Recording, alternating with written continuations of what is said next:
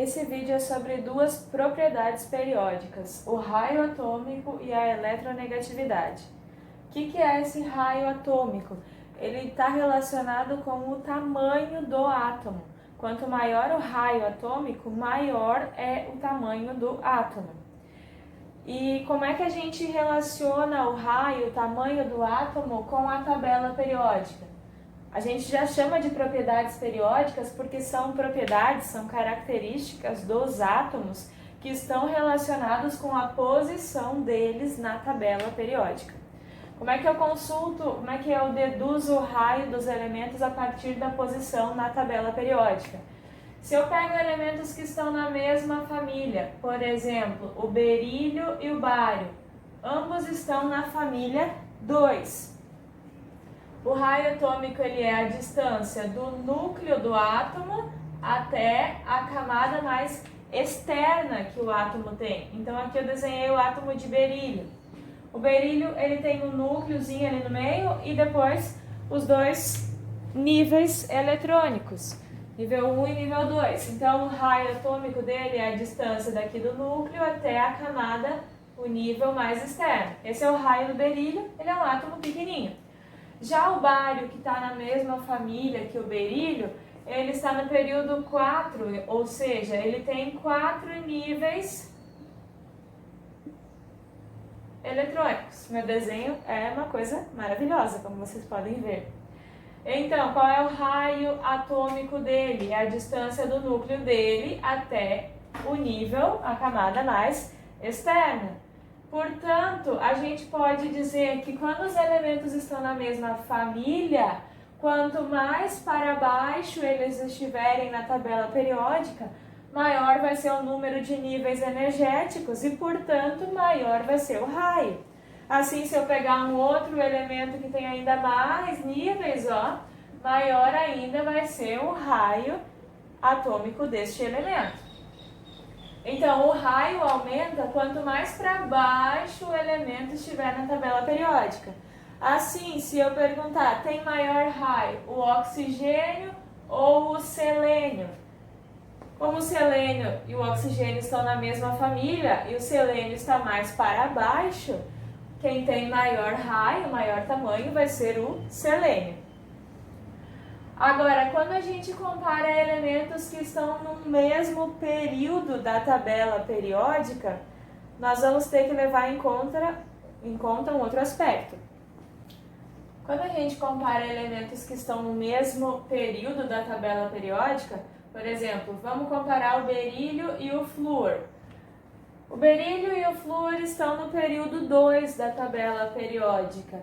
Ambos, então, têm 2 níveis energéticos. Aqui eu desenhei o núcleo e os 2 níveis. A diferença entre esses dois elementos é que o berílio, no segundo nível, ele tem 2 elétrons, enquanto o flúor, no segundo nível, tem 9 elétrons. Elétrons são cargas negativas. Desenhei aqui as carguinhas negativas dos elétrons. E a gente sabe que no núcleo do átomo tem os nêutrons, que são cargas nulas, e tem os prótons, que são cargas positivas. Desenhei só o símbolo positivo ali para lembrar que os prótons são positivos. O que acontece? Cargas positivas e cargas negativas se atraem. Por isso, o núcleo do átomo puxa os elétrons para próximo desse núcleo. O núcleo faz força para puxar os elétrons. Quanto mais elétrons tiver no nível mais externo, mais força o núcleo do átomo vai ter que fazer para atrair esses elétrons para perto dele. Mais força o núcleo do flúor vai fazer para atrair os elétrons para perto dele. Vai fazer muito mais força do que o átomo de berílio vai ter que fazer para atrair os 2 elétrons para perto dele. Se o átomo de flúor faz muito mais força para atrair os elétrons para próximo dele, logo esse átomo vai ser mais encolhidinho do que o átomo de berílio.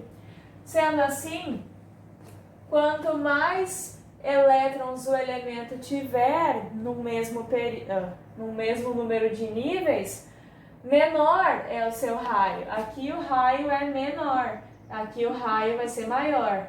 O berílio vai ser maior do que o flúor.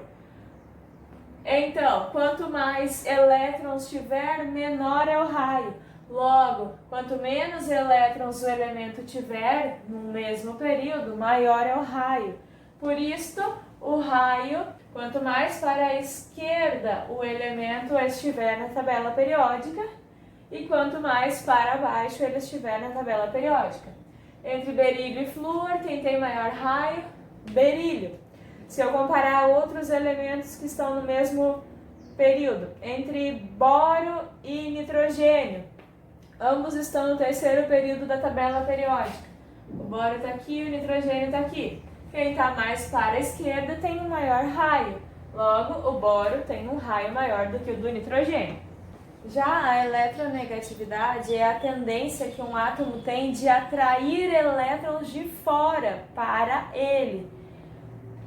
A tendência que um átomo tem em atrair elétrons de um outro elemento. E isso vai gerar uma ligação química depois. Então, pensando na eletronegatividade do flúor e do iodo, ambos estão aqui na família 17. O flúor é um cara que está lá no segundo período, ele só tem 2 níveis energéticos além do núcleo. E no núcleo tem cargas positivas, né? O iodo é um cara que tem 5 níveis energéticos, ele está lá no período 5 da tabela periódica. Então ele já é um átomo de raio bem maior, ele é um átomo bem mais grandão do que o flúor.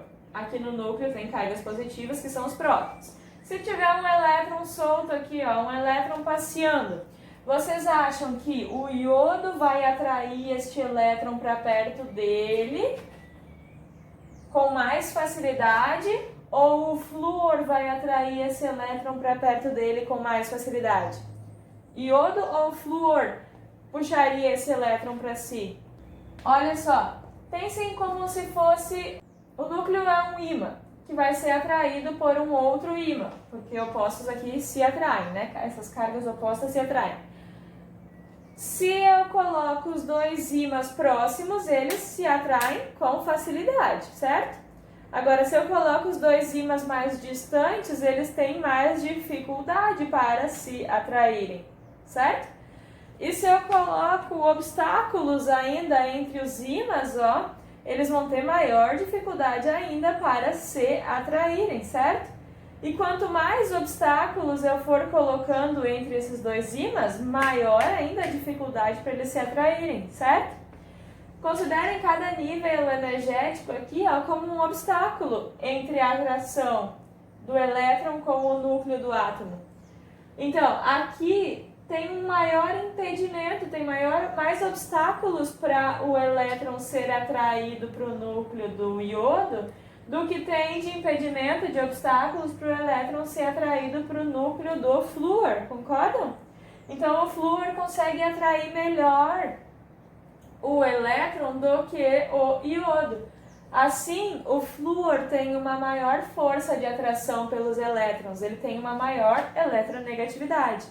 Pensando assim, quanto menor for o átomo, maior vai ser a eletronegatividade, maior é a capacidade dele atrair elétrons para si.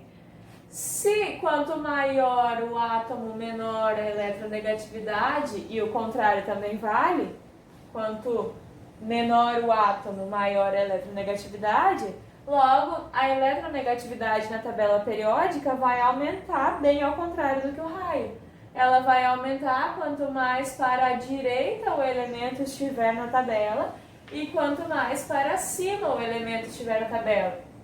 Então, se eu pensar o elemento aqui x, y e z, eu pergunto, qual destes elementos tem o maior raio? Maior raio é o elemento x. Qual desses elementos tem a maior eletronegatividade? Maior eletronegatividade vai ser o elemento z. Agora, se eu tivesse aqui os elementos A, B e C, e eu pergunto, qual destes elementos tem maior raio? Maior raio geralmente é o elemento que está mais para baixo na tabela. Então, maior raio seria o elemento C. Qual destes elementos tem maior eletronegatividade, maior atração pelos elétrons? A é o elemento A. Pensando assim, Se nós olharmos na tabela periódica, o elemento que vai ter o maior raio, maior tamanho de todos é esse elemento que está posicionado bem nesse cantinho aqui da tabela, que é o frâncio. O frâncio é o maior átomo de todos da tabela periódica descobertos até então. Os gases nobres não têm interesse em atrair elétrons para eles, como nós já comentamos em aulas anteriores, porque eles são estáveis, então eles não têm eletronegatividade. Assim, o elemento que vai ter maior eletronegatividade vai ser esse que está aqui bem em cima na família 17, que é o flúor. O flúor é o elemento de maior eletronegatividade, maior atração por elétrons da tabela periódica. Entendido isso, pessoal? Um abraço, bons estudos!